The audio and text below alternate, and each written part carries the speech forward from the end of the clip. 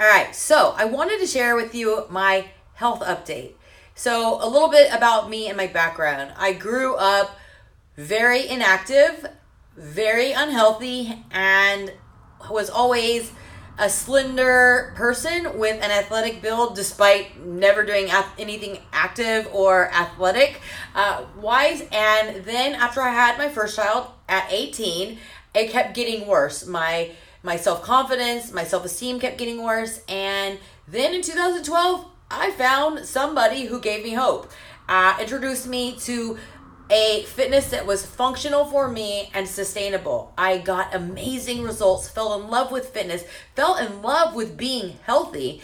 And then in 2015, life happened like it happens for a lot of people. It was an incredibly challenging year for myself and my family. And kind of just destroyed everything I'd worked for. But I knew how to get back on track. So I started doing the same exact things that I'd done before that had worked for me. And lo and behold, lost the 20 pounds, got back on track, refound my confidence, and everything was great. But slowly, over a 2-year period, I started to gain weight.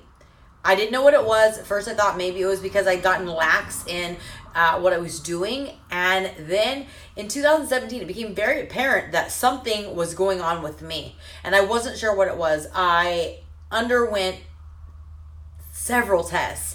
I thought it might be leaky gut. I thought it might be an issue of having yeast in my system.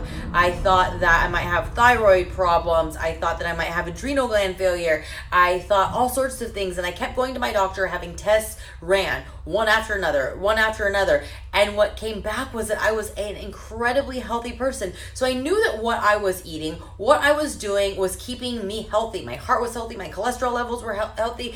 The only thing that was happening was weight gain. And then my hands started hurting. My feet started hurting. I was experiencing extreme inflammation and I couldn't figure out what it was. I turned to things like the Whole30, to the keto diet, all these different things, and they just made things worse. I couldn't figure out what it was, and I got so frustrated. I would spend hours combing websites trying to figure out what my symptoms were a sign of. I went to my doctor. We thought it was my medication. I cut back on my medication. It wasn't it. And I felt so frustrated. I felt like I was going crazy. I felt like my body was failing me. And most of all, I was worried that people were looking at me thinking that I wasn't walking the walk and talking the talk like I said that I was. And so that was frustrating because I do feel that people in our industry get judged. And I know that I was putting in the work, I was putting in the time, I was putting in the effort, and what had worked before stopped working for me. And I was like, am I broken? Is this what I get for not taking care of myself for so much of my life? I didn't know if it was karma, and I just felt frustrated. And again, I just felt crazy.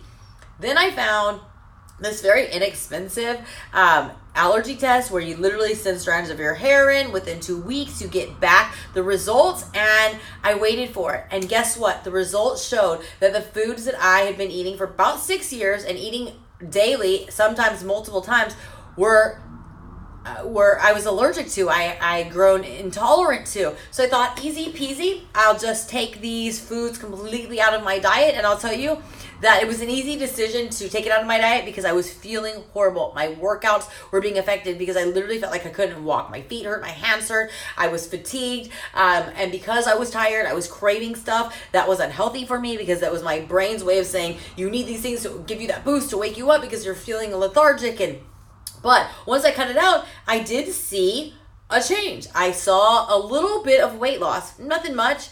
And so that was frustrating. And I didn't expect to see immediate, but I thought, gosh, like I should be feeling better. And I still had some major issues. And I'd been having irregular periods. And that was something that we thought was brought on by the medications I started taking in 2015. But even cutting them back, I still was having this. So I finally decided to go see my OBGYN.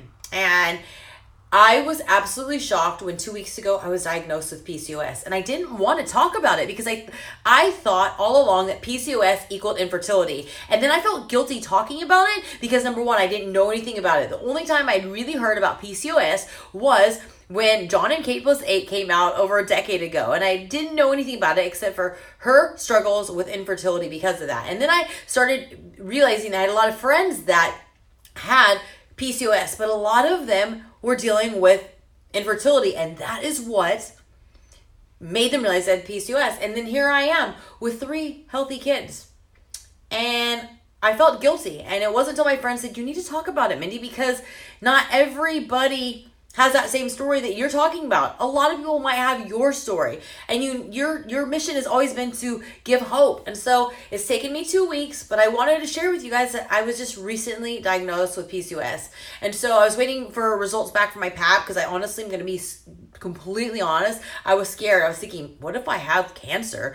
It happens. I'm 37 years old. I'm adopted. I don't know anything about my family's medical history, but I got the results today. Everything's fine. So it is it's a touch of endometriosis, PCOS, and I've been doing a lot of research, and I don't know everything. I don't know a lot, but I didn't want to come and open up and talk about it until I knew about it. But I've learned so much about the signs and the symptoms and all this stuff about PCOS that I had that. And I will say, when I was combing through all this stuff, looking at what my symptoms could be, PCOS kept coming up. But I thought, no, couldn't have that because I have 3 kids. Like, I'm not infertile. But now, looking at all the signs, I realized that I did have the signs. And so over the next couple of weeks, I'll share a little bit more. But I just wanted to share with you that if you're under the assumption that you had to be infertile to have PCOS, I was wrong.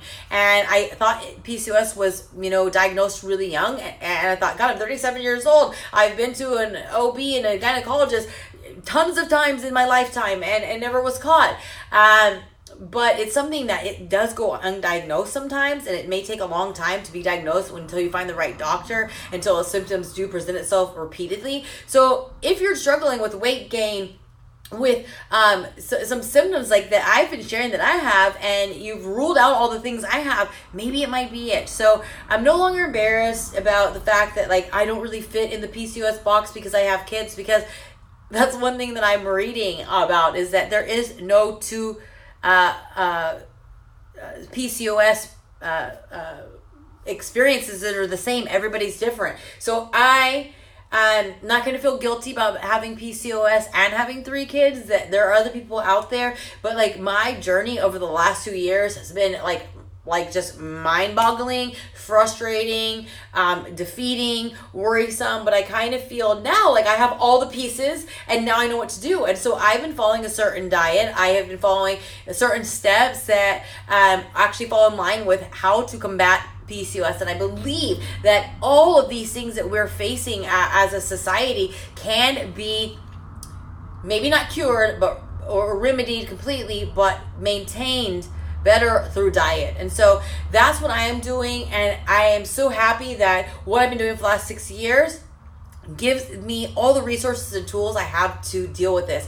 Now I have the answers.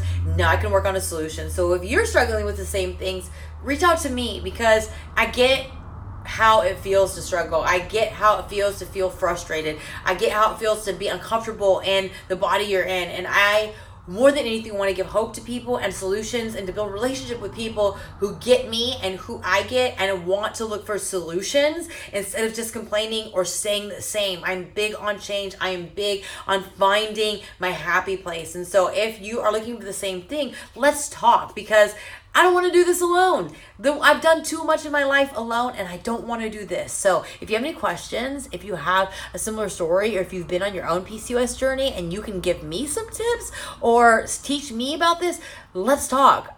I never believe that you can have too many friends.